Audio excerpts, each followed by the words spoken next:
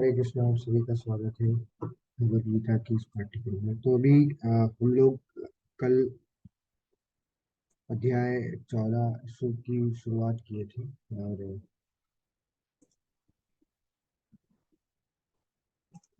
अध्याय 14 का जो नाम है वो है प्रकृति के तीन गुण। यानी कि वास्तव में जो माया है, प्रकृति है, वो क्या है, उसके बारे में हमें इसमें पता चलेगा। तीन गुण क्या है वो पता चलेगा। अभी तो हम लोग शुरुआत की है। शुरुआत में भगवान जो है एक ऐसी भूमिका मानते हैं जिससे कि हमें ये पता चले कि वास्तव में हम लोग प्रकृति के गुणों में बनते, प्रकृति में बनते कैसे, बंद कैसे लगते। तो अर्जुन को भगवान बोलते हैं कि ये जो ज्ञान मैं दे रहा हूँ ये तुम्हारे लिए बहुत ज्यादा महत्वपूर्ण है। और सारे अभी तक जितना बताया उस वो ज्ञान से सर्वश्रेष्ठ है। उसका कारण ये है कि हमें प्रकृति बांधती है। और अगर हम लोग प्रकृति के बारे में अगर नहीं जानेंगे कि प्रकृति कैसे हमें इस संसार से बांध देती है, तो हम लोग यहाँ से मुक्त होने के लिए कोई प्रयास नहीं कर पाएंगे। तो जब तक हमें उन तीनों गुणों के बारे में ज्ञान नहीं होगा तब तक हम लोग इस तीनों गुणों से ऊपर उठ नहीं पाएंगे। तो इसलिए ये ज्ञान जो है सबसे सर्वश्रेष्ठ है, क्योंकि भौतिक संसार में जब भी हमें अपनी इच्छा के अनुसार एक रूप, एक शरीर मिलता है, तो वो शरीर प्रकृति के द्वारा प्रदान किया जाता है। और प्रकृति के द्वारा प्रदान किया जाता है इसका मतलब ये कि प्रकृति के गुणों में हम लोग बन जाते हैं। और फिर जो गुण हमसे कार्य कराते हैं उसके लिए हम लोग बाध्य हो जाते हैं कार्य करने के लिए। और फिर ये जो प्रोसेस है वो कंटिन्यूअसली चलता रहता है। लेकिन जब हमें ये ज्ञान पूरी तरीके से हो जाएगा तीनों गुणों के बारे में, तो हम लोग क्या कर सकते हैं, उन तीनों गुणों से ऊपर उठने का प्रयास कर सकते हैं। आगे भगवान बोलते हैं, सर्व योनिषु कौन्तेय मूर्तयः सम्भवन्ति तास तासा तासां ब्रह्म महद्योनि अहम बीज प्रदः पिता। हे कुंती पुत्र, तुम यह समझ लो कि समस्त प्रकार की जीव योनियां इस भौतिक प्रकृति में जन्म द्वारा संभव है, और मैं उनका बीज प्रदाता पिता हूँ। तो भगवान यहाँ पे क्या बोल रहे हैं? भगवान बोल रहे हैं कि कोई भी ऐसा जीव नहीं है जो बिना जन्म के इस संसार में आए। तो प्रकट नहीं होता है ना। हम लोग सब क्या है, हम लोग गर्भ से ही आते हैं माँ के। फिर वो कोई भी योनि क्यों ना हो जीव की, सभी लोग जो है वो जन्म लेते हैं। तभी तो हमारी मृत्यु होती है। तो जिसका जन्म है उसकी मृत्यु है। जातः से ही ध्रुव मृत्यु, जन्म तो जातः से ही ध्रुव मृत्यु, यानी जिसका जन्म हुआ है उसकी मृत्यु निश्चित है। तो ये भगवान दूसरे अध्याय में यहाँ बताते हैं। तो यहाँ पे भी भगवान क्या बोल रहे हैं कि जितनी भी जीव योनि है उसका जन्म होता है, वो जन्म द्वारा ही इस प्रकृति में आती है, भौतिक प्रकृति में। लेकिन उनका बीज प्रदाता पिता कौन? भगवान बोल रहे हैं उनका बीज प्रदाता पिता मैं हूँ।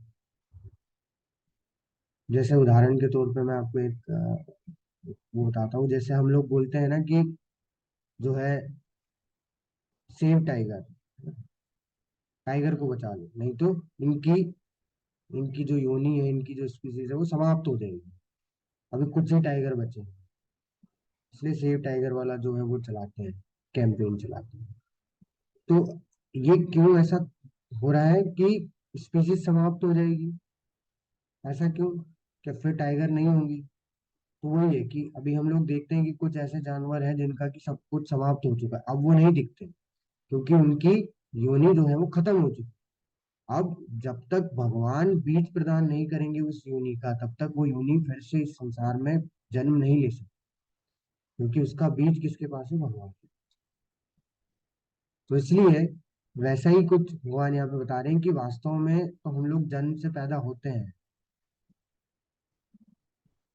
जन्म से आते हैं इस भौतिक संसार में, लेकिन वो जो बीज है वो कौन देता है? वो भगवान देता है। जैसे उदाहरण के तौर पे हम लोग का इस एक नॉर्मल क्वेश्चन भी होता है ना कि पहले अंडा आया या मुर्गी? अब ये इस पे ऐसा नहीं है कि बहुत पहले से इस पे रिसर्च चल रही है, और बहुत सारे साइंटिस्ट ऐसे हैं जिन्होंने इस चीज को इस चीज को प्रूव कर दिया कि अंडा पहले आया है, मुर्गी बाद में। लेकिन अंडा अगर मान लीजिए पहले आता है, हम लोग अगर साइंटिस्ट की बात मान लें, तो फिर अंडा किसने दिया? अंडा कहाँ से आया? अगर अंडा पहले आया तो अंडा कहाँ से आया? तो वो भगवान उस चीज का उत्तर यहाँ पे दे रहे हैं कि वही है बीज प्रदाता पिता, वही बीज देते हैं, तभी उसके बाद ही जो है वो यूनिया जो है कंटिन्यू होती है। और ये चीज भगवान पहले ही बता चुके हैं कि पिता, वो हमारे पिता है, माता है, तो पिता मत्स्य जगदो माता दाता पिता है। तो इस चीज की जो है वो यहाँ पे भगवान पुष्टि करते हैं।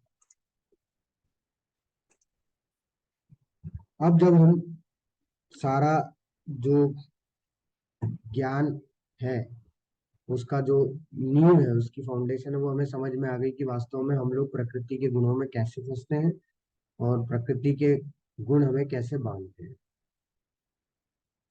सॉरी, कैसे फंसते हैं हम लोग, है ना, किस तरीके से हम लोग अपनी इच्छा करते हैं और इच्छा के कारण हमें जो है शरीर मिलता है। अब हम देखते हैं कि वो तीन गुण है क्या। अब भगवान इस श्लोक से बताना चालू करेंगे कि वास्तव में वो तीनों गुण है क्या, कैसे हमें इस संसार से बांधते हैं, है ना, उनके लक्षण क्या क्या होते हैं, कैसे हम उन्हें पहचान सकते हैं, है ना, और अगर जो व्यक्ति जिस गुण में होगा, अगर उसकी मृत्यु होती है तो वो कहाँ जाता है, कौन से लोक में जाएगा। और अंत में ये भी बताएंगे कि उससे, इन तीनों गुणों से हम लोग मुक्त कैसे हो सकते हैं। ये तीनों ही चीजें, ये सारे क्वेश्चनों के आंसर हमें इस अध्याय में और आने वाले इसके बाद के जितने भी अध्याय हैं उसमें हमें मिल जाए। तो यहाँ पे भगवान बताते हैं, सत्वम रजस्तम इति गुणा प्रति संभवा निघ्नाति महाभावो देहे देहिनम अव्ययम। मतलब भौतिक प्रकृति तीन गुणों से युक्त है। ये है सतोगुण, रजोगुण और तमोगुण। हे महाभाव अर्जुन, जब शाश्वत जीव प्रकृति के संसर्ग में आता है तो वह इन गुणों से बन जाता है। होता क्या है कि जैसे हमने पहले भी चर्चा की कि वास्तव में हम लोग इच्छा प्रकट करते हैं, हमारे कर्म होते हैं, उनके दोनों के आधार पर हमें एक शरीर मिलता है। जैसे ही शरीर मिलता है हम लोग प्रकृति में बन जाते हैं। प्रकृति में कौन बांधता है हमें? प्रकृति में तीन गुण है, सतोगुण, रजोगुण, तमोगुण। वो हमें क्या करते हैं? वो बंद, वो हमें इस संसार से बांध। फिर हम जिस भी गुण में होंगे वो गुण हमसे वो कार्य कराने के लिए हमें क्या करेगा? नचाएगा। हम लोग बाध्य हो जाएंगे कि जैसा वो कार्य कराएगा वैसा हम लोग करेंगे। लेकिन अगर मैं आपको इसमें से पहली चीज ये क्लियर कर दूं कि सतोगुण सबसे ऊपर होता है, उसके बाद रजोगुण होता है, सबसे नीचे होता है तमोगुण। तो इसका मतलब ये है कि सतोगुण में भी, जैसे सात्विक हम लोग बोलते रहते हैं ना, अगर हम लोग पूर्ण पूर्ण सात्विक भी हो जाएंगे तो भी हम लोग इस संसार में क्या है? बंधे हुए हैं। और वो कैसे बंधे हुए हैं उसमें हम लोग चर्चा करेंगे। देखिए होता क्या है ना कि ये जो तीनों गुण है, ये तीनों गुण एक तरीके से हथकड़ी के समान। कैसी हथकड़ी? सतोगुण सबसे ऊपर है तो मान लेते हैं चलो एक हथकड़ी हमारे पास सोने की है, एक हथकड़ी मेरे पास चांदी की है और एक हथकड़ी मेरे पास लोहे की है। तो सतोगुण सोने की हथकड़ी को रिप्रेजेंट कर रहा है, रजोगुण चांदी की, और तमोगुण लोहे की। अब बात आती है कि जो हथकड़ी है उसका उसका मूल उद्देश्य क्या है? वो तो बांधना ही है। उसका प्रयोग हम लोग किस लिए करते हैं? बांधने के लिए। अब वो सोने की हथकड़ी से बांधे, चांदी की हथकड़ी से बांधे या लोहे की हथकड़ी से, लेकिन बांधेंगे तो हम किससे? तीनों से ही। तो वही चीज है कि सतो हो, रजो हो या तमो हो, सतो भले ही कितना भी टॉप क्यों ना हो, लेकिन फिर भी वो हमें इस संसार से बांध देते हैं। तो ये तीनों ही गुण हमें क्या करते हैं? बांधते हैं। और जब तक हम लोग इसमें बनते रहेंगे तब तक हम लोग जन्म मृत्यु के चक्कर में घूम। अब एक एक करके भगवान जो है वो बताएंगे कि सतोगुण कैसे बांधता है, रजोगुण कैसे बांधता है और तमोगुण कैसे बांधता है। तो सतोगुण के बारे में भगवान बताते हैं कि हे निष्पाप अर्जुन, सतोगुण अन्य गुणों की अपेक्षा अधिक शुद्ध होने के कारण प्रकाश प्रदान करने वाला है और मनुष्यों को सारे पाप कर्मों से मुक्त करने वाला है। जो लोग इस गुण में स्थित होते हैं वे सुख तथा ज्ञान के भाव से बने होते हैं। तो अब सतोगुण क्या होता है? सतोगुण में अगर कोई व्यक्ति होता है तो उसकी स्थिति क्या होती है, मैं आपको एक बताता हूँ। जैसे सतोगुण में व्यक्ति ना कभी कोई गलत काम नहीं करता, कभी किसी को धोखा नहीं देता, कभी किसी के साथ जो है छल कपट नहीं करता, अपना शांति से अपना जीवन बिताता है। और पाप कर्म तो वो कर ही नहीं रहा है, क्योंकि वो सारे पुण्य कर्मों में लगा हुआ है और अच्छे कामों में लगा हुआ है। सबकी सहायता करता है, सबके साथ में अच्छा व्यवहार करता है, किसी से वो द्वेष नहीं करता। इस तरीके से वो अपने आप को जो है वो अपने आ, व्यवहार को, अपने बिहेवियर को उस तरीके से रखता है, सबके साथ में अपने जीवन को इस तरीके से जीता है। लेकिन वो इतना ज्यादा संतुष्ट हो जाता है अपनी लाइफ में कि जो संतुष्टि से उसे सुख मिलता है वो सुख उससे बांध। आपने भी देखा होगा, बहुत सारे लोग बोलते होंगे कि कोई नहीं, भगवान की भक्ति की क्या ही जरूरत है हम लोग तो वैसे भी गलत काम तो कर नहीं रहे हैं, पाप तो कर नहीं रहे हैं, पुण्य ही कर रहे हैं। ठीक है। जो कुछ भी बनता है हम लोग भगवान से प्रार्थना कर लेते हैं। ऐसी भक्ति की कोई कोई खास जरूरत है नहीं कि हम लोग कोई गलत करें। हम लोग संतुष्ट हैं अपने जीवन। हमें कुछ ज्यादा नहीं चाहिए ना कुछ कम चाहिए, हम बहुत खुश हैं। तो वो जो संतुष्टि है वो भी क्या करती है, भगवान बता रहे हैं, वो भी हमें बांध देती है, वो सुख जो है वो भी हमें बांध देती है।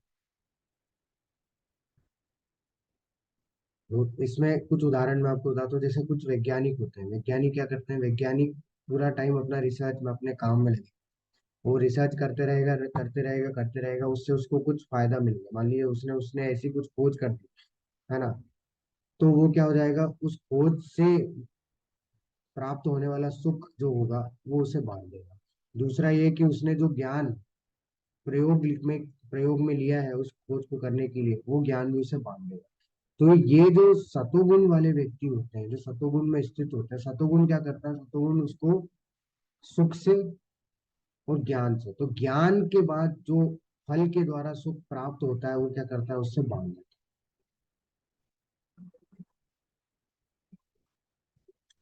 रजोगुण के लिए क्या बोलते हैं भगवान, की हे कुंती पुत्र, रजोगुण की उत्पत्ति असीम आकांक्षाओं तथा तृष्णाओं से होती है, और इसी के कारण ये से यह देहधारी जीव सकाम कर्मों से बंधा है।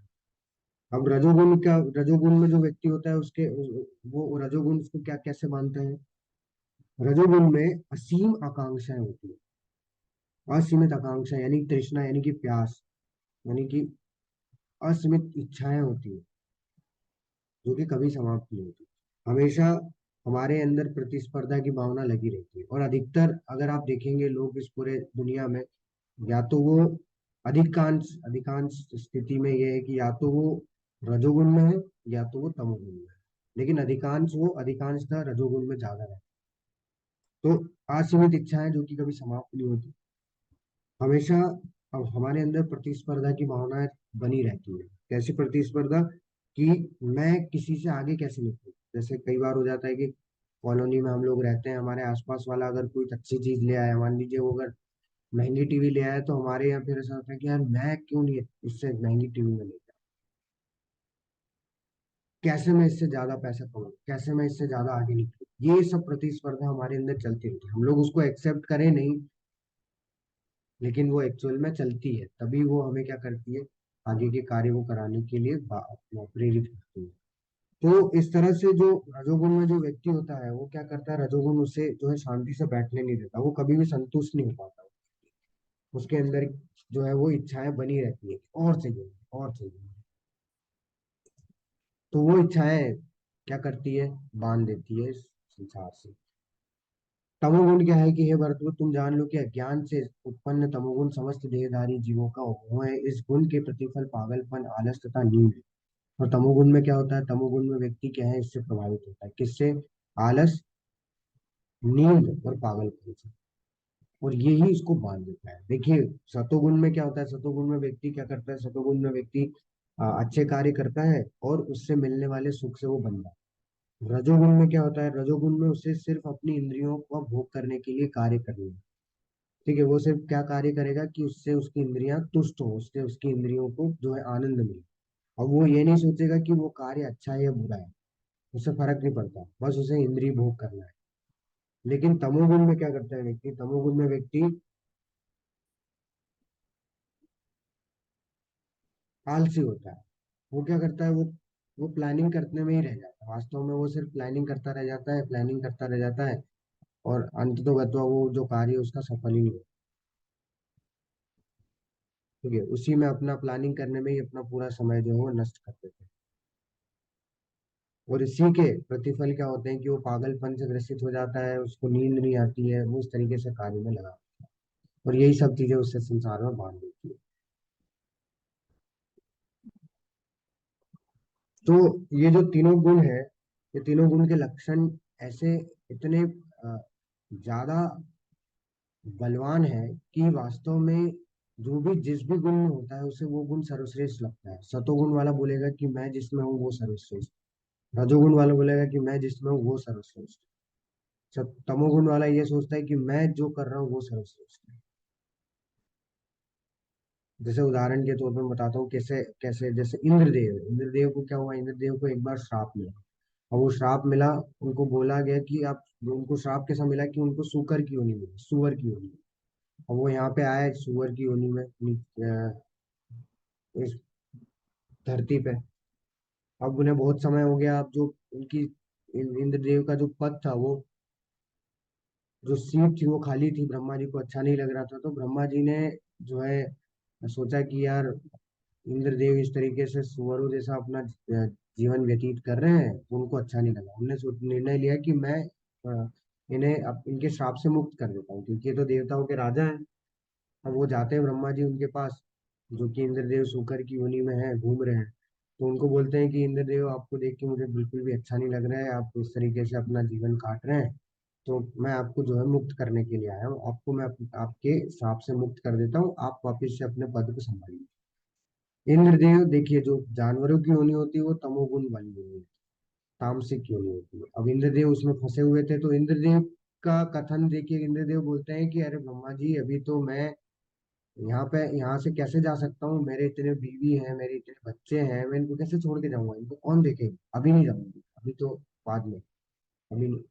अब बताइए, जो इंद्रदेव है वो जब तमोगुण में फंसे हैं, तो वो क्या बोल रहे हैं कि ये ज्यादा सर्वश्रेष्ठ है मेरे, बजाय उसके जो कि स्वर्ग की प्राप्ति में इंद्रदेव जो कि राजा है, वो भी जो है त्याग दिया। तो ये इतना प्रभावित करता है, ये तीनों गुण बहुत ज्यादा प्रभावित करते हैं, जिसमें भी जो व्यक्ति होता है उससे बहुत ज्यादा ग्रसित होता है वो, कि वो कभी भी उससे निकलने के लिए, खुद से निकलने के लिए वो प्रयास करेगा तो नहीं निकलता। इसलिए उसको किसी न किसी चीज की जरूरत होती है। उसके बाद में, उसके बारे में हम लोग आगे देखेंगे कि कैसे उससे निकला जाए, भगवान स्वयं इसमें बताएंगे। आगे भगवान बोलते हैं कि सत्वम सुखे संजयति रजः कर्मणि भारत, ज्ञानम आवृत्य तु तमः प्रमादि संजय। हे भरतपुत्र, सतोगुण मनुष्य को सुख से बांधता है, रजोगुण सकाम कर्म से बांधता है, और तमोगुण मनुष्य के ज्ञान को ढककर उसे पागलपन से बांधता है। तो सतोगुण सुख से बांधता है, ये हम लोग देख चुके हैं, फिर से भगवान दोहरा रहे हैं। सत रजोगुण सकाम कर्म, सकाम कर्म यानी कि हमारी फल की इच्छाओं की पूर्ति के लिए हम लोग जो कार्य करते हैं, हमारी इंद्रिय भोग के लिए जो कार्य करते हैं, उससे सकाम कर्म होता है, वो उससे बांध देता है। और तमोगुण जो मनुष्य होते हैं, वो किससे ढके होते हैं, अज्ञानता से ढके होते हैं। उसका उसका ज्ञान जो है वो अज्ञानता जो है ढक लेता है। फिर वो क्या है, उसे समझ में नहीं आता है करना है कि नहीं करना है, वो अपना मतलब ऐसी चीजों में लगा रहता है कि उससे कोई फर्क नहीं पड़ता, या तो सोता रहेगा या फिर इधर उधर जो है वो गलत कार्यों में लगा रहेगा। उससे क्या है, वो उसको कौन बांध देता है, पागलपन।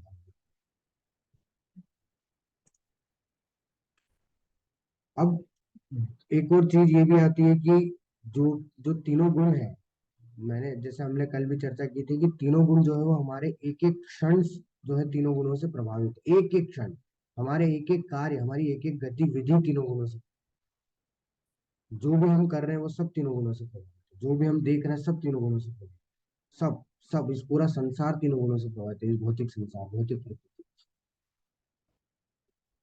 और उनमें जो है टाइम टाइम पे प्रतिस्पर्धा चलती रहती है। वही भगवान यहाँ बता रहे हैं कि हे भरतपुत्र, कभी कभी सतोगुण रजोगुण तथा तमोगुण को परास्त कर देता है और प्रधान बन जाता है। कभी रजोगुण परास्त करके, कभी रजोगुण तमोगुण और सतोगुण को परास्त करके प्रधान बन जाता है, और कभी तमोगुण सतोगुण और रजोगुण को परास्त करके प्रधान बन जाता है। तो ऐसी दोनों, इन तीनों के बीच में जो श्रेष्ठता के लिए निरंतर स्पर्धा चलती रहती है।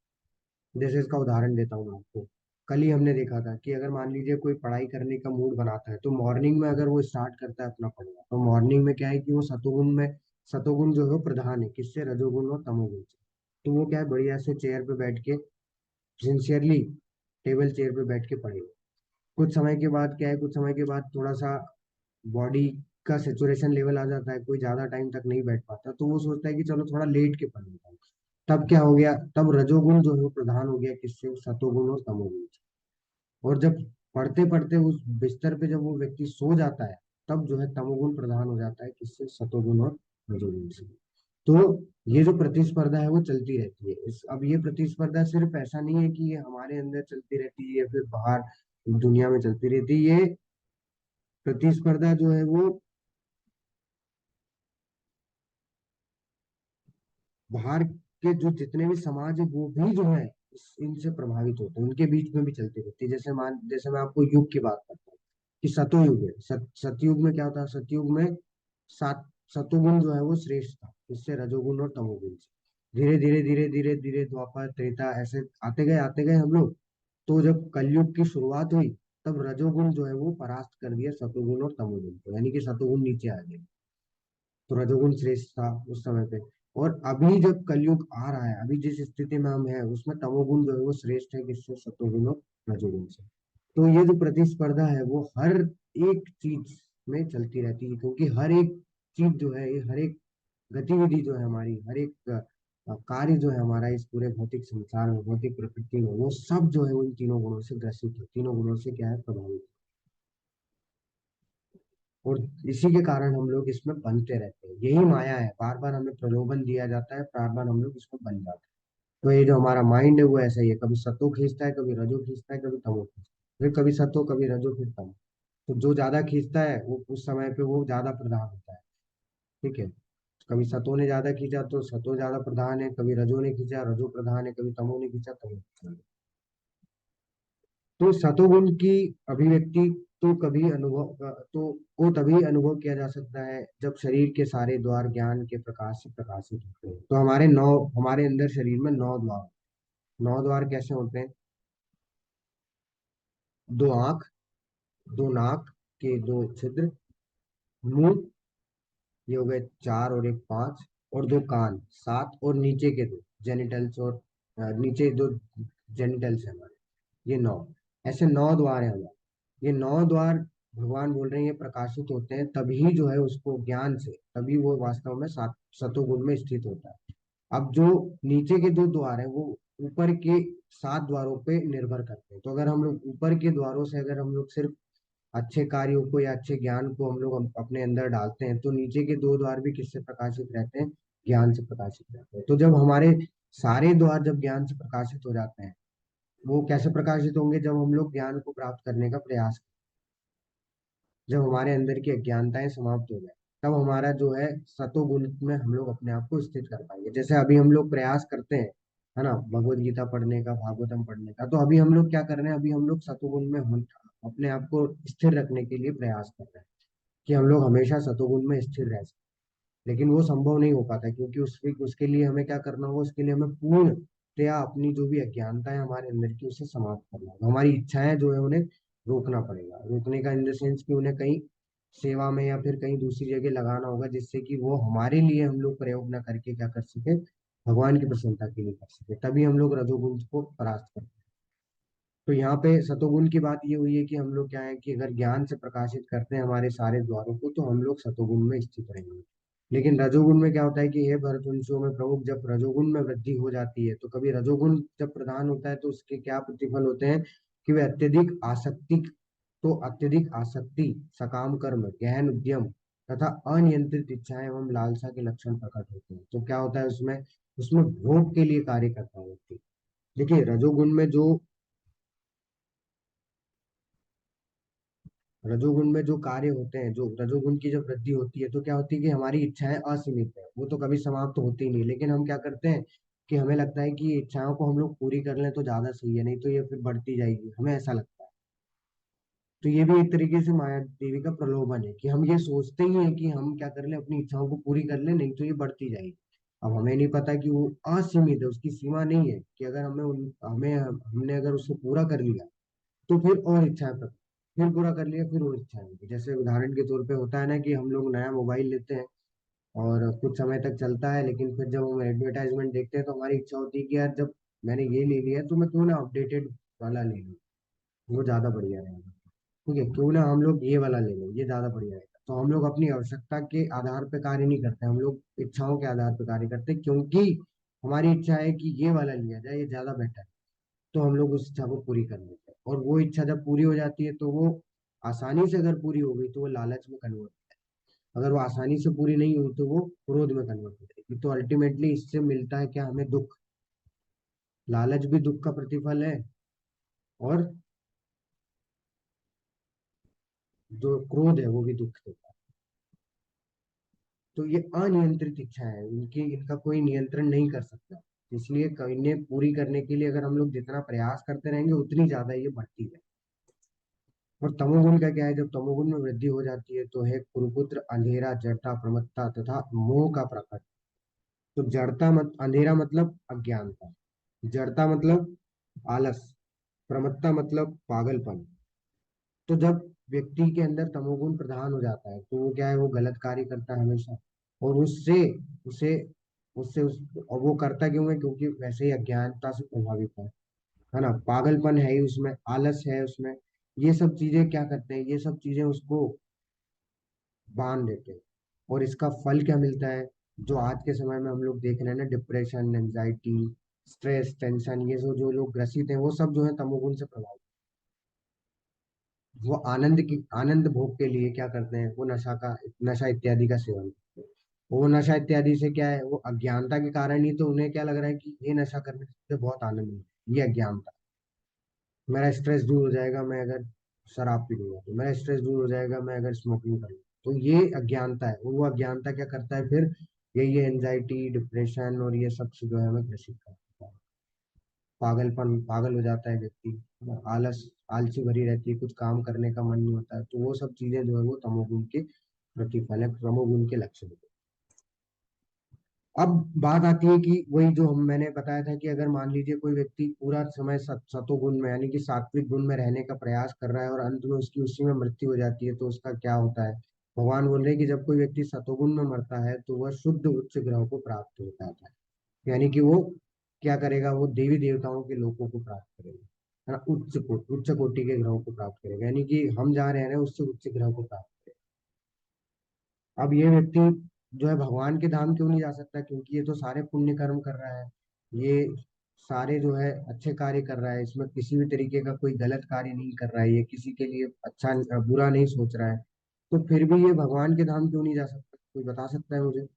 भगवान ऐसा क्यों बोल रहे हैं कि ये उच्च ग्रह को जाएगा, भगवान को तो यहाँ ये बोलना चाहिए ना कि सब अच्छे काम कर रहा है, ये मेरे मेरे धाम आ जाएगा, ये कभी भी इस संसार में जन्म नहीं लेगा। तो बता सकता है कि ये सतोगुण वाला व्यक्ति भगवान के धाम क्यों नहीं जा सकता, जबकि ये तो कोई गलत कार्य कर ही नहीं रहा है, ये तो सारे अच्छे पुण्य कर्म कर रहा है। फिर भी ये भगवान के धाम क्यों नहीं जा सकता। जी। हरे कृष्णा, ओम प्रकाश जी। हरे कृष्ण प्रभु जी। जी प्रभु। क्योंकि वो कृष्ण भगवान का भक्ति नहीं कर रहा है, इसलिए नहीं जा सकता है। जी प्रभु, बहुत बहुत हरे धन्यवाद। कृष्ण प्रभु जी। हरे कृष्ण। तो प्रभु जी ने अच्छा प्रयास किया, बिल्कुल भक्ति नहीं कर रहा है वो। भक्ति कब होती है, भक्ति कब तब होती है जब हम लोग बंधनों से मुक्त होते हैं। तो सतोगुण भी हमें बांध रहा है, तो जब तक हम लोग बनते रहेंगे तब तक हम लोग भगवान के धाम नहीं जा सकते। इसलिए भगवान हमें तीसरे अध्याय में बोले हैं कि यज्ञ अर्थात कर्मणो अन्यते लोको एवं कर्म बंधना, कि संसार में जो भी कर्म है, उनमें कर्म क्यों ना हो, वो भी कर्मों के बंधनों का कारण है। इसलिए यज्ञ अर्थात कर्मणो अन्यत्र, सारे कर्मों को मेरी प्रसन्नता के लिए करो। तद अर्थम कर्म कौनते हैं मुक्त संग समाचार, अगर तुम इस तरीके से कार्य करोगे, मेरी प्रसन्नता के लिए कार्य करोगे, मुक्त संग समाचार, तो तुम इस संसार से कर्मों के बंधनों से मुक्त हो जाओ। तो जब तक हम लोग बंधनों से मुक्त नहीं होंगे तब तक हम लोग भगवान के धाम नहीं जा सकते, क्योंकि जब बंधन है तो हमें उन बंधनों के जो फल है वो भुगतने पड़ेंगे, और वो फल भुगतने के लिए हमें एक और जन्म। तो जब तक बंधन समाप्त नहीं होंगे जब तक हम लोग इस संसार में रहेंगे। और हमने देखा कि सतोगुण किससे बांधता है, सुख से बांध देता है और ज्ञान से बांध देता है। तो जब सुख और ज्ञान से हम लोग बंध ही रहे हैं तो फिर हम लोग कैसे जा पाएंगे इस संसार से, मुक्त कैसे हो पाएंगे, नहीं हो पाएंगे। तो जब तक बंधे हुए हैं जब तक मुक्त नहीं हो पाएंगे। लेकिन हाँ, अच्छे कार्य कर रहे हैं तो उसका अच्छा फल मिलेगा, इसलिए हम लोग उच्च लोगों को जो है प्राप्त हो। लेकिन जो रजोगुण है उसका क्या होता है, जो जब कोई रजोगुण में मरता है तो वह सकाम कर्मियों के बीच जन्म ग्रहण करता है। सकाम कर्मियों के बीच यानी कि वापिस इस पृथ्वी पे आ जाए, इस पृथ्वी पे ही उसका जन्म हो। जरूरी नहीं है कि वो मनुष्य योनि में हो, किसी भी योनि में हो सकता है, लेकिन होगा इस पृथ्वी पे ही जन्म। और जब कोई तमोगुण में मरता है तो वह पशु योनि में जन्म धारण करता है। ठीक है, तो देखिए रजोगुण में व्यक्ति की इसी इसी संसार में वापिस से यानी कि इस धरती पे वापिस से जन्म क्यों होता है, क्योंकि उसके अंदर इच्छाएं हैं, है ना। और इच्छाएं होती है तो वो पूरी नहीं होती है। मान लीजिए उसकी इच्छाएं पूरी नहीं हुई है, तो भगवान उसको एक और मौका देते हैं उस इच्छाओं को पूरी करने के लिए। अब वो मौका कब मिलेगा मनुष्य योनि में ये नहीं पता, लेकिन मौका जरूर देगा। भगवान बहुत करुणामयी है, भगवान बहुत दयालु है, भगवान सबकी इच्छाएं पूरी करते हैं। अब वो समय समय के ऊपर रहता है। ठीक है, ऐसा नहीं, ऐसा आप ऐसा नहीं बोल सकते कि हमारी इच्छाएं तो पूरी हो ही नहीं है, नहीं होगी। पता नहीं इस जन्म में नहीं हो तो अगले जन्म में हो, अगले मनुष्य जन्म में होगी, कोई ना कोई से तो जन्म में होगी, लेकिन होगी जरूर। लेकिन उसके लिए क्या करना होगा, आपको जन्म लेना होगा। यही सबसे बड़ा बंधन है। देखिए लोग ये सोचते हैं कि पहले अपने कर्तव्यों को पूरा कर लिया जाए, अपनी जिम्मेदारियों को पूरा कर लिया जाए, उसके बाद करेंगे भक्ति। उसके बाद तो टाइम ही टाइम है भक्ति करने के लिए, क्या दिक्कत है। उसके बाद हम लोग पूरी तरीके से भगवान में अपना दिमाग लगाएंगे, भगवान पे ही जो है हम लोग फोकस करें। लेकिन उनको हम इन लोगों को जो इस तरीके से सोचते हैं, या हम लोग जिस तरीके से सोचते हैं, हमें ये नहीं पता कि हम परीक्षित महाराज नहीं है, कि हमें अपनी मृत्यु के बारे में पता है कि हाँ 7 दिन में हो जानी है। परीक्षित महाराज को मृत्यु के बारे में पता चल गया था कि हाँ वो 7 दिन में उनकी मृत्यु होना निश्चित है। तो उन्होंने जो है भागवतम का जो समय स्टार्ट किया था, भगवान के बारे में जानना, भगवान की लीलाओं के बारे में जानना। लेकिन हमें थोड़ी ना पता है कि हमारी कब मृत्यु होगी, हमारी क्या पता अभी मृत्यु हो जाए, कुछ आधे घंटे बाद मृत्यु हो जाए, कुछ भी हो सकता है, हमारा कुछ भी निश्चित नहीं है। व्यक्ति बोलता है बुढ़ापे में जो है हम लोग भक्ति करेंगे, तो बुढ़ापा मतलब क्या? बुढ़ापा मतलब कि जो मृत्यु के नजदीक हो। अब हमें क्या पता कि हमारी मृत्यु कब आनी है? हम तो हर समय मृत्यु के नजदीक हैं। कभी भी मृत्यु हो सकती है। हम नहीं जानते हमारी कब तक की आयु निर्धारित की गई है। तो होता यह है कि जब व्यक्ति की मृत्यु हो जाती है, अब वो क्योंकि जानता नहीं है, इच्छाएं पूरी करने में लगा रहता है, इच्छाएं पूरी नहीं होती है और उसकी मृत्यु हो जाती है, तो अब वो क्या है, वो इच्छा लेके वो मर गया। अब वो इच्छा तो उसके अंदर बनी हुई है, तो भगवान फिर उसको उस इच्छा को पूरी करने के लिए एक और मौका देते हैं कि तुम ये इच्छा पूरी कर। अब आप देखिए भगवान क्या बोल रहे हैं कि इच्छाएं असीमित है। अगर हमें एक मौका और दे दिया उसको पूरा करने का, तो वहां हमारी और नई इच्छाएं पैदा हो जाए। फिर एक मौका दे दिया, फिर एक और नई इच्छाएं पैदा हो। तो बार बार ये इच्छाएं असीमित है, अनियंत्रित है। ये बढ़ती जाएगी, बढ़ती जाएगी, बढ़ती जाएगी, बढ़ती जाएगी। और ये जितनी बढ़ती जाएगी उतनी बार हमें जन्म लेना पड़ेगा, उतनी बार हमें जन्म मृत्यु के चक्कर में घूमना पड़ेगा।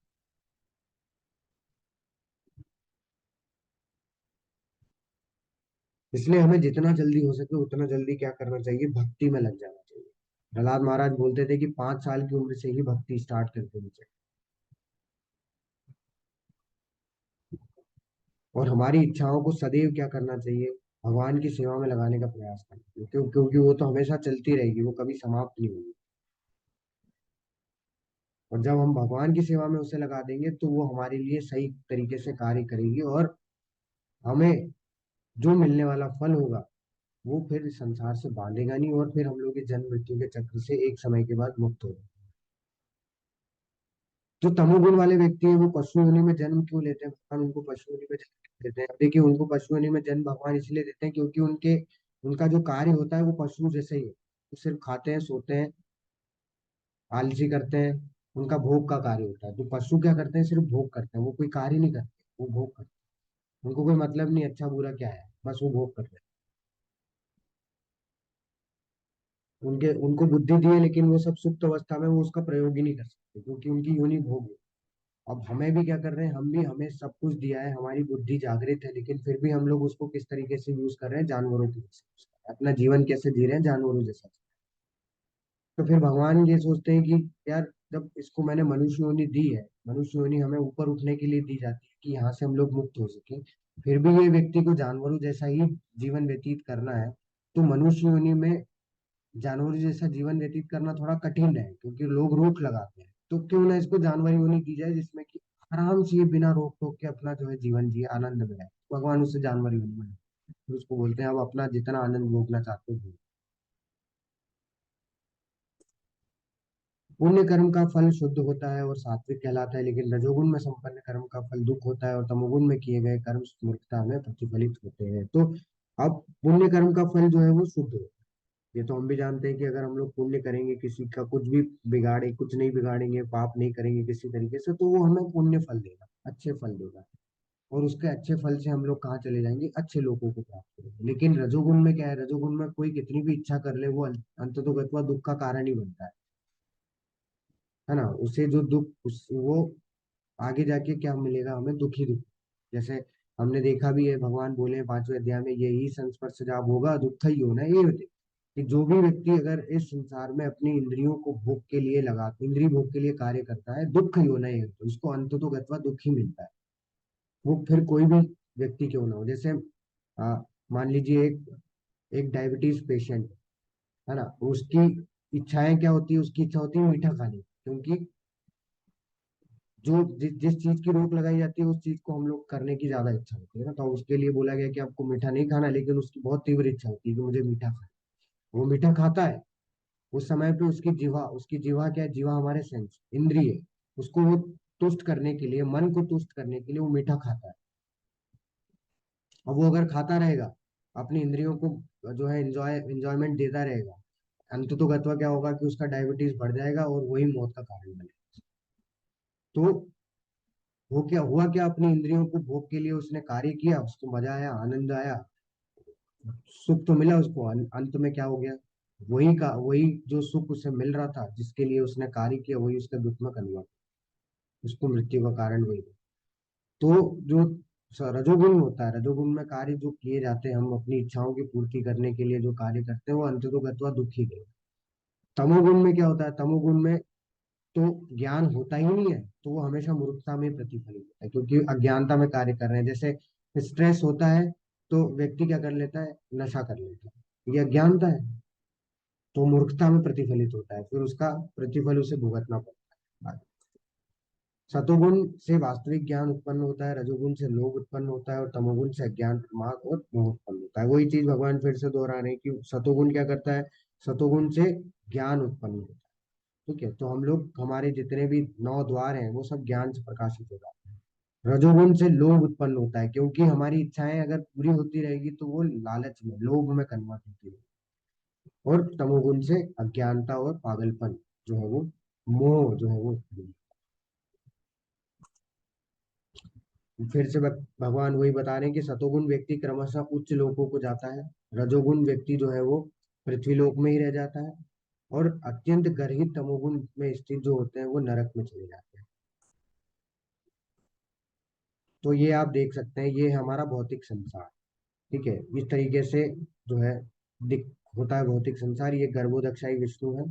ठीक है, इनकी नाभि से जो है वो निकल रहे हैं ब्रह्मा जी। ब्रह्मा जी फिर क्या करते हैं, इन 14 लोकों को जो है सृष्टि करते हैं। 14 लोक है, ये बीच में हमारा लोक, जहाँ पे कि हम लोग निवास करते हैं, ये पृथ्वी है। पृथ्वी से ऊपर जो है वो है देवी देवताओं के लोक, ऋषि मुनियों के लोक, भूवर लोक, स्वर्ग लोक, महर लोक, जन लोक, तप लोक, सत्य लोक जो है सबसे टॉप मोस्ट है, जहाँ पे कि ब्रह्मा जी निवास करते हैं। इसके नीचे है नरक आते हैं। नरक भी अलग अलग तरीके से, अतल, वितल, सुतल, तलातल, महातल, रसातल, पाताल। तो जब कोई व्यक्ति रजोगुण में होता है तो वो यहीं रह जाता है, उसको यहीं वापस से पृथ्वी पे जन्म मिलता है, किसी भी योनि में मिल सकता है। तमोगुण में होता है तो ये अतल, वितल, सुतल, तलातल, महातल, रसातल में जाता है, नरक में जाता है। और सतोगुण में होता है तो हायर प्लेनेट की ओर, यानी कि ये ऊपर के लोगों को प्राप्त है, स्वर्ग लोक, महर लोक, जन लोक।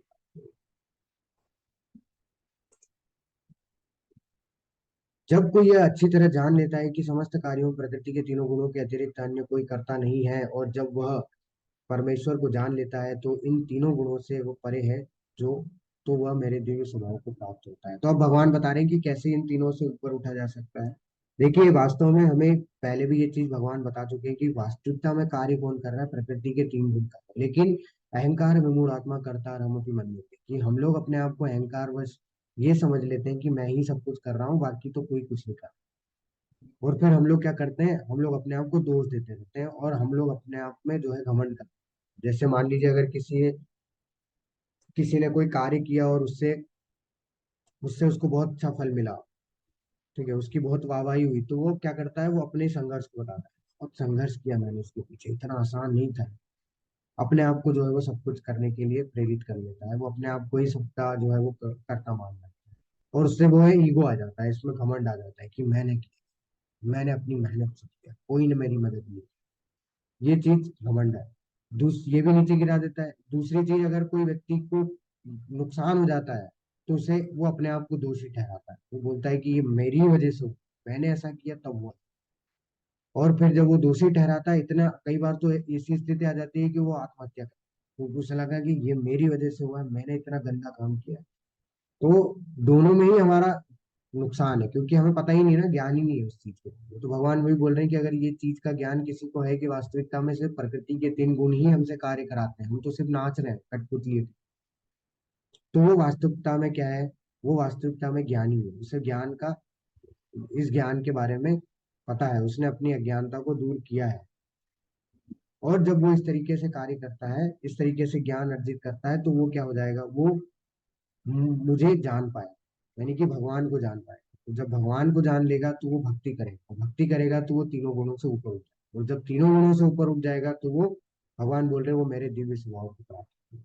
क्योंकि जब तक तीनों गुणों में है, जब तक बंधन में है। जब तक तीनों गुणों से ऊपर है, तीनों गुणों से ऊपर चला गया तो बंधन से बाहर हो गया। देखिए, तीनों गुणों से भी ऊपर एक गुण होता है, वो होता है शुद्ध सत्व, जो कि इन तीनों गुणों से परे है, जो इस भौतिक संसार का है ही नहीं। आध्यात्मिक संसार में उसे काउंट किया जाता है, वो शुद्ध सत्व का स्थिति होता है। तो जब तक हम अपने आप को शुद्ध सत्व तक नहीं लेके जाएंगे, तब तक हम लोग भगवान के धाम जाने के योग्य नहीं बन पाएंगे, जन्म मृत्यु के चक्र से हम छुटकारा नहीं पाओ।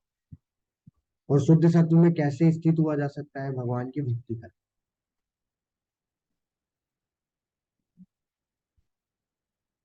तो इसलिए भगवान क्या बोल रहे हैं कि इन तीनों गुणों से जो परे है, वो ही मेरे दिव्य स्वभाव को प्राप्त करेगा। क्यों? क्योंकि वो कहाँ स्थित होगा? वो शुद्ध सत्व में स्थित होगा। वो क्या कर रहा होगा? वो भक्ति कर रहा है। इसलिए भगवान ने दूसरे अध्याय में अर्जुन को ये बोला था कि त्रैगुण्य विषया वेद्या निस्त्रैगुण्य भव अर्जुना, निर्बंध निर्द्वंदो नित्य सत्व स्थो निर्योग क्षेम आत्म। निर्द्वंदो, ये द्वंद्वों से मुक्त हो, नित्य सत्व स्थो, जो शुद्ध सत्व है, नित्य सत्व है, उसमें स्थित होने का प्रयास करो और आत्मा के परायण होकर कार्य। तभी तुम जो है सही तरीके से कार्य कर पाओगे और इस संसार से मुक्त होने के लिए। जब देहधारी जीव भौतिक शरीर से संबंध इन तीनों गुणों को लांघने में समर्थ होता है, तो वह जन्म मृत्यु बुढ़ापा तथा अनेक कष्टों से मुक्त हो सकता है और इसी जीवन में अमृत का भोग कर सकता है। तो भगवान स्पष्ट रूप से बता दिए कि अगर वो इन तीनों गुणों को लांघ जाता है, तो वो जन्म मृत्यु के चक्र से छुटकारा पा लेता है, जन्म मृत्यु जरा व्याधि से वो छूट जाता है, और वो इसी जीवन में अमृत का भोग करेगा। यानी कि भगवान ये बोलना चाह रहे हैं कि अगर उससे ये ज्ञान भौतिक संसार में रहते हुए भी अगर हो जाएगा, तो वो भी सही, तो भी वो सही तरीके से अपने कार्यों को करने में लग जाए, तो भी वो भगवान की भक्ति में लग जाएगा। तो यहाँ पे ये बोला जा रहा है कि जो जो शुद्ध भक्त, जो भक्त है भगवान के, वो सब क्या होते हैं? वो तीनों गुणों से ऊपर उठे हुए। ठीक है, क्योंकि वो ऑलरेडी किसकी शरण ले चुके हैं? भगवान की शरण ले चुके हैं। तो वो किसी भी गुण में नहीं आते, सतों में नहीं आते, रजों में नहीं आते, तमो में नहीं आते। वो आते हैं शुद्ध सत्व में। क्यों? क्योंकि उन्होंने किसको एक्सेप्ट कर लिया है? भगवान की शरण को एक्सेप्ट कर लिया है। तो इसलिए वो तीनों गुणों को वो लांघने में समर्थ हो। तो इसलिए अब उन्हें ये जन्म मृत्यु जरा व्याधि का जो कष्ट है वो नहीं सता, उससे वो कष्ट से मुक्त हो गए। अब उन्हें पता है कि हाँ, ये तो होना ही है, इसलिए वो कष्ट उन्हें नहीं कर, वो कष्ट नहीं देगा, इसलिए वो हमेशा अपने आप को भगवान की सेवा में लगाए। इसलिए भगवान बोल रहे हैं कि इसी जीवन में वो अमृत का भोग, तो उस इस स्थिति में व्यक्ति क्या करेगा? अमृत का भोग कर पाएगा, यानी कि उसे शांति मिल पाएगी। वो शांति से अपना जीवन इस समय, इस संसार में भी, भौतिक संसार में भी रहते हुए गुजार। अब अर्जुन को जो है भगवान ने बोला कि देखो, शुद्ध सत्व में जब स्थित होगे तभी तुम्हें जो है तीनों गुणों को लांग पाओ, है ना? भक्ति करोगे तभी तीनों गुणों को लांग पाओ। तो अब अर्जुन पूछते हैं कि हे भगवान, जो इन तीनों गुणों से परे होते हैं, वो किन लक्षणों के द्वारा जाने जाते हैं? है ना? मतलब मान लीजिए, अगर किसी व्यक्ति को हम लोग देखें और बोले कि ये तीनों गुणों से ऊपर है, तो उसको हम लोग कैसे पहचानेंगे? उसके लक्षण क्या होंगे? उसका आचरण कैसा होगा? और वो प्रकृति के गुणों को किस प्रकार लांग रहा है, ये भी तो पता चलना चाहिए कि उसने कैसे लांगा, है ना? क्या किया उसने कि वो जो है इन तीनों गुणों से ऊपर उठी। ये 3 प्रश्न पूछते हैं अर्जुन भगवान से। अब अर्जुन को भगवान उत्तर देते हैं, इनमें से तीनों प्रश्नों के उत्तर जो है इसी में दे देते हैं। क्या बोलते हैं भगवान? भगवान ने कहा, हे पांडुपुत्र, जो प्रकाश, आसक्ति तथा मोह के उपस्थित होने पर न तो उनसे घृणा करता है और न लुप्त हो जाता है, लुप्त हो जाने पर उनकी इच्छा करता है, जो भौतिक गुणों की इन समस्त परिक्रियाओं से निश्चल तथा अविचलित रहता है और यह जानकर कि केवल गुण ही क्रियाशील है, उदासीन तथा दिव्य बना रहता है, जो अपने आप में स्थित है और जो सुख तथा दुख को एक समान मानता है, जो मिट्टी के ढेले, पत्थर एवं स्वर्ण के टुकड़े को समान दृष्टि से देखता है, जो अनुकूल तथा प्रतिकूल के प्रति समान बना रहता है, जो धीर और प्रशंसा तथा बुराई, मान अपमान में समान भाव से रहता है, जो शत्रु तथा मित्र के साथ समान व्यवहार करता है और जिसने सारे भौतिक कार्यों का परित्याग कर दिया है, ऐसे व्यक्ति को प्रकृति के गुणों से अतीत कहते हैं। तो जो भक्त होते हैं वो क्या होते हैं, वो सारे इन सारे लक्षणों से पूर्ण होते हैं। तो पहली चीज तो है कि द्वंद्वों से मुक्त, है ना, निर्द्वंद्व, बिना बिना किसी द्वंद्वों से विचलित हुए वो कार्य करता हूँ, ठीक है। उसमें सुख दुख, लाभ हानि, अच्छा बुरा, मान अपमान, सम्मान, ये सब, बुराई अच्छाई, प्रशंसा, ये सब से जो है वो क्या होता है, परे होता है, उसको कोई फर्क नहीं पड़ता इन सब से। द्वंद्व क्योंकि इस संसार में लगे रहते हैं, तो वो कभी भी इनसे विचलित नहीं होता। उसका कोई शत्रु नहीं है, उसका कोई मित्र, मतलब कि वो क्या करता है कि सबके साथ में समान व्यवहार करता है, ऐसा नहीं कि एक के साथ बहुत अच्छा व्यवहार कर रहा है, एक के साथ में बहुत खराब है।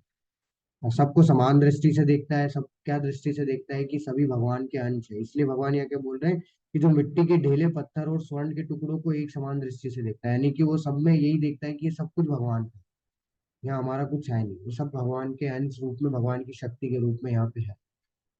सारे व्यक्तियों को भी समान दृष्टि से देखता है कि ये सब भगवान के अंश है, ये सब आत्मा है, सबके हृदय में भगवान परमात्मा के रूप में स्थित है, वो सभी के साथ में करुणा दिखाता है, किसी के साथ में द्वेष नहीं करता, कभी किसी भी चीज से विचलित नहीं होता, जो चीज उसे नहीं मिल रही है उससे विचलित नहीं होता, जो चीज उससे नहीं, जो चीज उससे मिल रही है जो कि उसकी इच्छा अनुसार नहीं है, उससे घृणा भी नहीं करता, कभी भी किसी से आसक्त नहीं होता, कोई भी फल से, कर्म करने के बाद। तो जो ऐसे जो लक्षण जिसके अंदर होते हैं, वही वास्तव में क्या माना जाना चाहिए, भगवान बोल रहे हैं वो गुणों से अतीत है, वो इन तीनों गुणों से प्रभावित नहीं होता, वो शुद्ध सत्व में है।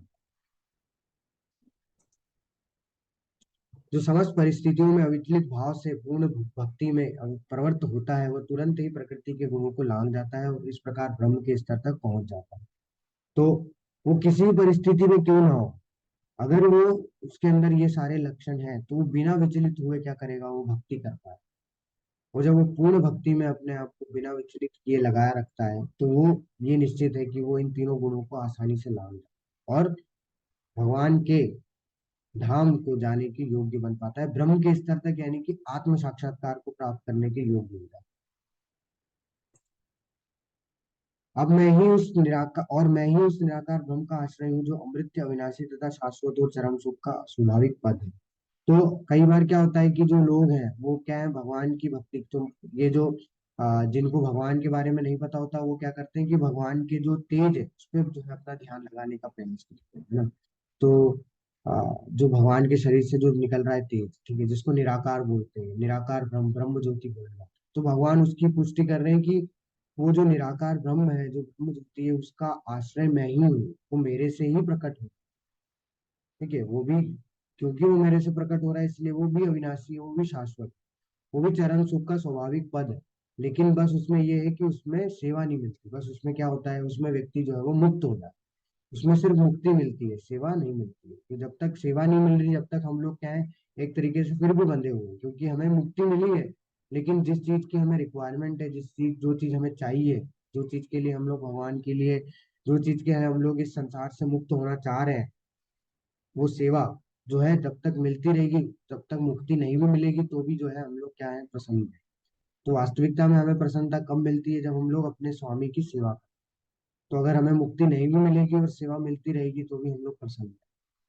तो इसलिए जो भक्त होता है, भक्त क्या बोलता है कि भक्त बोलता है कि मुझे आप नरक में क्यों ना फेंक दो, मुझे कोई मतलब नहीं है, लेकिन मुझे सेवा से वंचित मत करो, मेरी सेवा चलने दो, मेरी सेवा होनी चाहिए, आप मुझे सेवा देते हैं कि मैं आपकी सेवा में, आपके भक्तों की सेवा में लगा। तो ये भाव जो होता है भक्त का होता है। तो भगवान बोल रहे हैं कि जो निराकार ब्रह्म की भी पूजा करते हैं, वो कोई लाइट या फिर जो जिस तरीके से लोग सोचते हैं कि यही भगवान है, तो बिल्कुल वो भगवान है, लेकिन वो भगवान के शरीर से निकलने वाला तेज है, भगवान का भी अपना एक साकार रूप है जिसको कि वो व्यक्ति नहीं देख। तो भलाई जो है वो सतोगुण का लक्षण आ जाता है, जुनून जो है वो पेशेंस जो है वो रजोगुण का लक्षण होता है, ज्ञानता जो है तमोगुण का लक्षण होता है ना। हमारा जो समय है वो भी तीनों गुणों से प्रभावित है। जैसे मान लीजिए जो ब्रह्म मुहूर्त का समय होता है वो सतोगुण होता है, सात्विक समय होता है। इसलिए उसमें क्या बोला जाता है कि उसलिए उसमें हमें बोला जाता है कि भगवान का नाम लेना चाहिए उसमें। वो समय में हमें भगवान के लिए, वो समय हमें भगवान को देना चाहिए, और फिर उसी के बाद हमें जो है अपना आगे का कार्य जो है करना चाहिए।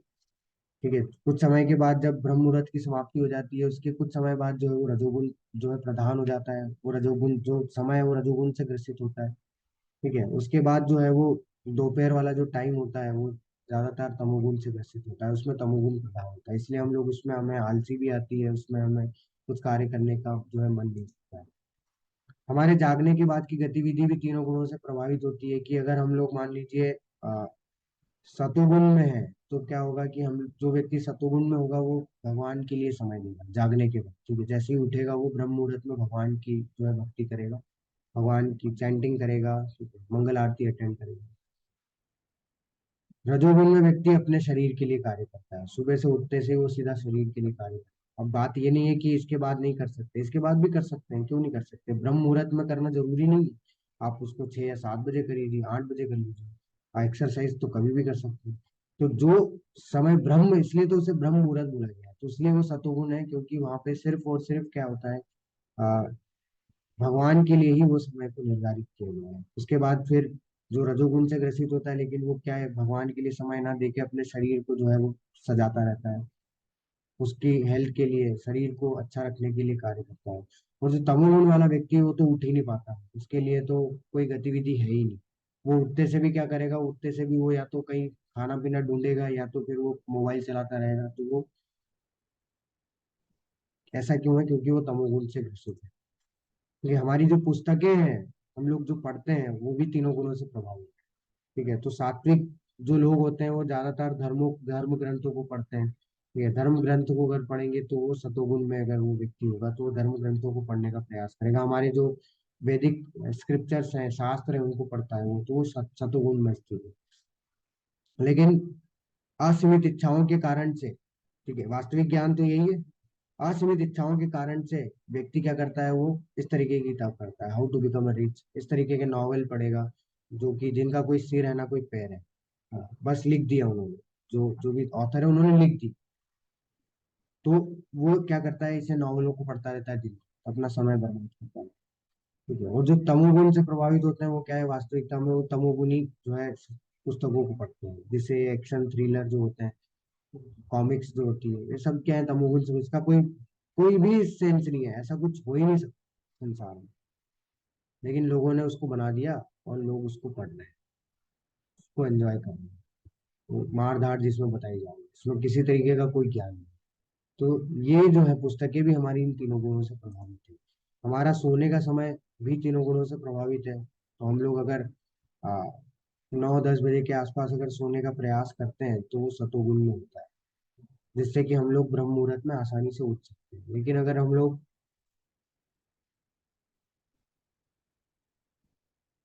10-11 बजे के बाद अगर सोने का प्रयास करते हैं तो वो रजोगुण से प्रभावित होता है। और जो सोता ही नहीं है, जैसे निशाचर बोला जाता है। जो निशाचर क्या होता है, निशा यानी रात, आचर यानी कि आचरण, तो और रात में जो आचरण करता है, रात में जो पढ़ता है, रात में जो कार्य करता है, वो सब निशाचर में आते हैं, वो सब तमोगुण से प्रभावित होते हैं। अब इसमें वो लोग अपने आप को ना समझे जो जॉब कर रहे हैं, हाँ, जिनकी नाइट ड्यूटी है, उन्हें ड्यूटी करनी पड़ रही है, वो किसी के लिए ड्यूटी कर रहे हैं, तो वो अपनी इच्छा से नहीं कर रहे हैं। जो लोग अपनी इच्छा से ये कार्य करता है उससे ये सब प्रभावित होते हैं। तो जो अपनी इच्छा से नहीं करते हैं वो किसी के लिए काम कर रहे हैं, क्योंकि उनका मन नहीं है, लेकिन क्या करें, इस पापी पेट के लिए करना पड़ता है, तो वो कर रहे हैं। तो वो इसमें प्रभावित नहीं होते। ठीक है, अगर वो साथ साथ अपनी भक्ति में लगे हुए हैं तो वो कभी किसी भी गुण से प्रभावित नहीं होंगे। उन्हें ये गुण जो है वो सिर्फ एक तरीके से ज्यादा दिक्कत नहीं देते। अंत में प्रभुपाद जी बताते हैं कि जीव यद्यपि स्वभाव से ब्रह्म होता है, यानी कि वो क्या है, भगवान का अंश है, और अपनी स्वाभाविक स्थिति में जीव तीनों गुणों से परे है। तो भगवान तीनों गुणों से परे है, तो हम भी क्या है, तीनों गुणों से परे। लेकिन प्रकृति के संपर्क में आके वो तीनों गुणों से प्रभावित हो जाता है, जो कि बांध। इन्हीं तीनों गुणों के संसर्ग के कारण उसमें भौतिक जगत पर प्रभुत्व जताने की इच्छा होती है, और वही अहंकार आ जाता है कि मैं ही कार्य करूं। ठीक है, पूर्ण कृष्ण भावनामृत में भक्ति में प्रवृत्त होने पर वह दिव्य पद को प्राप्त होता है, और उसमें प्रकृति को वश में करने की इच्छा दूर हो जाती है। तो जब वो भगवान की भक्ति में लगता है, तो वो क्या है, उस तीनों गुणों से ऊपर उठ जाता है। ठीक है, उसके लिए प्रयास करने के लिए क्या बताया कि हम लोग सीधा सीधा क्या प्रयास कर सकते हैं कि हम लोग भक्तों की संगति कर सकते हैं। फिर 9 तरीके के अभ्यास होते हैं भक्ति के। जैसे शुरुआत होती है श्रवण से, जो कि हमने 7वें अध्याय में देखा था कि श्रवण हम लोग कर सकते हैं ज्यादा से ज्यादा। जितना ज्यादा श्रवण करेंगे उतना ज्यादा हम लोग भगवान से अपने आप को जोड़ लेंगे, हमारी श्रद्धा उनके प्रति बढ़ेगी। और फिर हम लोग धीरे धीरे धीरे धीरे भक्तों की संगति में आएंगे, गुरु के संगति में आएंगे, और हमारी जो भी अज्ञानता है वो धीरे धीरे समाप्त होगी। भगवान की भक्ति अति सरल है। मनुष्य को चाहिए कि भगवान की सेवा में लगे, श्री विग्रह को अर्पित भोजन का उच्छिष्ट खाए, भगवान के चरण कमलों पर चढ़ाए गए पुष्पों की सुगंध सूंघे, भगवान के लीला स्थलों का दर्शन करें, भगवान के विभिन्न कार्यकलापों और उनके भक्तों के साथ प्रेम विनिमय के बारे में पढ़े, सदा हरे कृष्ण कृष्ण कृष्ण हरे हरे, हरे राम राम राम हरे हरे का अभ्यास करना चाहिए। तो प्रभुपाद जी बता रहे हैं कि भक्ति बहुत सरल है। क्या करना है आपको, आप जो कार्य कर रहे हैं वही करना है, बस उसको थोड़ा सा भगवान की ओर जो है डायरेक्शन देना है, दिशा देनी है। जैसे मंदिर जाके विग्रह सेवा कर सकते हैं, आप अपने घर में भी जो छोटे छोटे विग्रह आप रख सकते हैं उनकी सेवा करिए। ठीक है, भोजन में क्या करिए, आप भोजन में भगवान को भोग लगा के प्रसाद के रूप में ग्रहण करिए, है ना। भोजन तो हम खा ही रहे हैं, तो बस उसको भोग लगाना है, उसको प्रसाद के रूप में ग्रहण करना है, तो भगवान को अर्पित करके हुए कार्य करना है। ठीक है, उनके चरण कमलों पर चढ़ाए गए पुष्पों की सुगंध सूंघे, तो जो भी हम लोग चढ़ाते हैं उससे क्या होगा, उससे भी हमारे अंदर की ज्ञान अज्ञानता जो है वो दूर होगी, क्योंकि वो सेवा हम लोग कर रहे हैं, है ना। अगर कहीं हमें घूमने जाना है तो हम लोग क्यों ना भगवान की लीला स्थलों का दर्शन करने जाए, जहाँ पे भगवान ने लीला की है। जैसे वृंदावन धाम हो गया, मायापुर धाम हो गया ना, द्वारका धाम हो गया, जगन्नाथपुरी हो गया, तो ये सी जगह जाए जहाँ से कि हम क्या कर सके और ज्यादा अपने आप को भगवान के प्रति जो है आसक्त कर सके। और इससे क्या होगा, इससे ये होगा कि हमारे अंदर की अज्ञानता दूर होगी, हम लोग ये 3 गुण में जो बंधे हैं उससे ऊपर उठने के लिए जो है वो प्रयास कर पाएंगे। और सबसे सरल चीज क्या है कि अगर कहीं नहीं कुछ कर सकते तो बैठ के हम लोग हरे कृष्ण महामंत्र का जप करें अपने घर में, किसी भी समय किसी भी परिस्थिति में हम लोग जो है हरे कृष्ण महामंत्र का जप कर सकते हैं। वो भी हमें उतना ही लाभ देगा जितना कि हम लोग दूसरी चीजों को, जो दूसरे कार्यों को कर रहे हैं उतना ही लाभ देगा। तो हमें प्रयास करना है कि हम लोग कैसे अपने आप को तीनों गुणों से ऊपर उठा सकते हैं। और अगर ये चीजें अगर फॉलो करेंगे तो हम लोग इन तीनों गुणों से ऊपर उठ के इन बंधन से मुक्त हो सकते हैं। हमारा ये अध्याय यही समाप्त होता है। हरे कृष्ण।